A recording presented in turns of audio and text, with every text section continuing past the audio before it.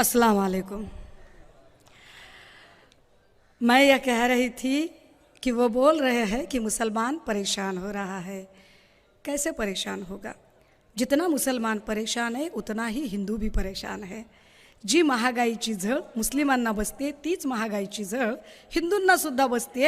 इतकी साधी गोष्ट जर भक्तुल्यांच्या लक्षात येत नसेल तर त्यांना समजावून सांगायची गरज आहे।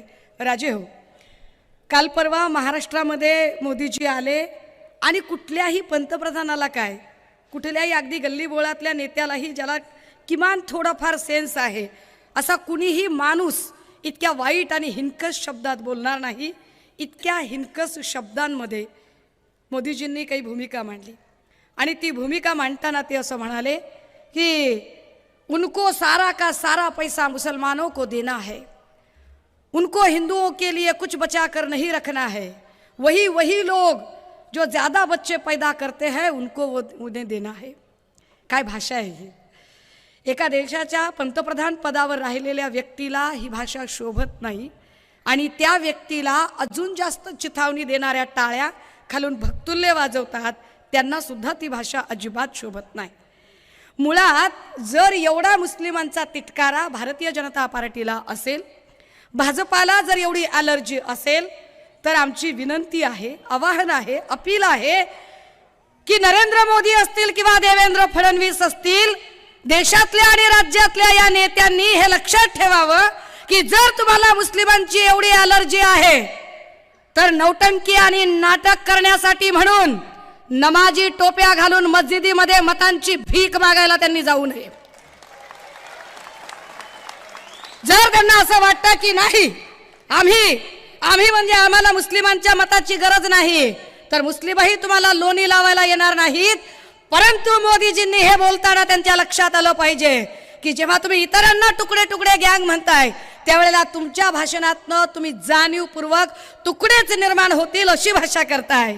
दादा हो, हे नीट समजून घ्या। म्हणजे इथेही ते नाटक चाललेलं असतं। काही लोक बॅरिस्टर ए आर अंतुले साहेबांचं नाव वगैरे घेतात। खरं तर ए आर अंतुले साहेबांचं नाव घ्यायची यांची लायकी नसते, कारण अंतुले साहेबांनी अशी बेईमानी आणि अशी गद्दारी कधी केली नाही। अंतुले साहेब कायम इमानदार राहिले। अंतुले साहेब इथल्या नेत्याशी, पक्ष नेतृत्वाशी, निष्ठेशी त्यांनी इमान राखलं, त्यामुळे त्यांची बरोबरी हे लोक करू शकत नाहीत। पण दादा हो, हे असं हिंदू मुस्लिम हे करण्याची गरज का? जे लोक म्हणतात की तुम्ही मुस्लिम तुष्टीकरण करता, खरं तर ती माणसं एका अर्थाने हिंदूंचं तुष्टीकरणच करतात ना। पण आमच्या हिंदू भावंडांनी हे समजून घ्यावं की तुष्टीकरण करताना खरंच फायदा होतोय की तोटा होतोय। जर गॅसचा भाव, डाळीचा भाव, पेट्रोलचा भाव, डिझेलचा भाव, ह्या सगळे भाव जेवढे मुस्लिमांना अदा करावे लागतात तीच किंमत हिंदूंना, जैनांना, ख्रिश्चनांना, बौद्धांनाही द्यावी लागते। तर असं काय विशेष आहे की त्यांनी काहीतरी वेगळ्या सेवा सुविधा आणलेल्या आहेत? मुळात हे पोलरायझेशन करणं मोदीजींची गरज आहे। हे पोलरायझेशन करणं भाजपाची गरज आहे, कारण असं पोलरायझेशन केल्याशिवाय भाजपाला भीती वाटते की लोक त्यांना विकासाचे प्रश्न विचारतील। ज्या भाजपाकडे पुलवामा हल्ला कसा झाला यावरचं उत्तरच नाहीये लोकांना द्यायला, जी भाजपा इथे सांगते की आम्ही 400 पार करणार आहोत, त्यांना 400 किलो RDX कसं आलं या प्रश्नाचं उत्तर देता येत नाही। ते आम्हाला शहाणपण सांगतात। According to Indian constitution chapter 3 article 19 everyone has a right. हम क्या खाए, हम क्या पिए, हम क्या बोले, हम क्या पहने, हम कैसे रहे, ये संविधान है, ये कानून ने हमें अधिकार दिया है।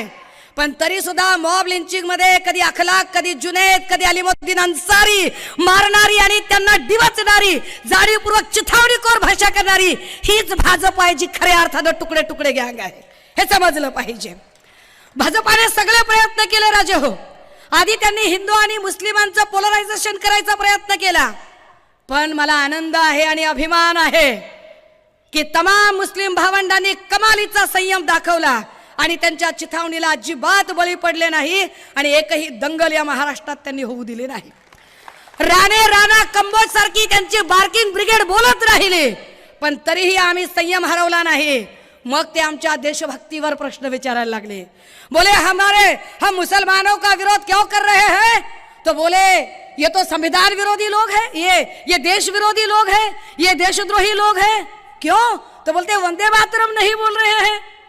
अरे दादा, वंदे मातरम म्हणायचं म्हणजे काय? माझ्या आईवर माझं प्रेम आहे सांगायचं ना. फर्ज कीजिए, मान लीजिए कि हम रास्तों से जा रहे हैं, हम गुजर रहे हैं, मेरे साथ मेरी माँ है. किसी ने पूछा क्या अपनी माँ से मोहब्बत है? तो उसको बताने के लिए, उसको साबित करने के लिए क्या मैं बीच चौराहे चिल्ला चिल्ला कर बोलूं कि हाँ मुझे अपनी माँ से मोहब्बत है, आई लव यू मम्मा, मैं तुमसे बेइंतहा मोहब्बत करती हूँ, बताने की जरूरत है? अरे मोहब्बत दिलों का एहसास है जो जताया और बताया नहीं जाता, वो बस महसूस किया जाता है. जो लोग मुसलमानों की वतन परस्ती पर शक करते हैं, उन भाजपाइयों को और उनके भक्तुल्लों को पता चले ये वो मुसलमान भाई हैं जो दिन में 5 बार इस वतन की मिट्टी को चूमते हैं, वो बात करते हैं.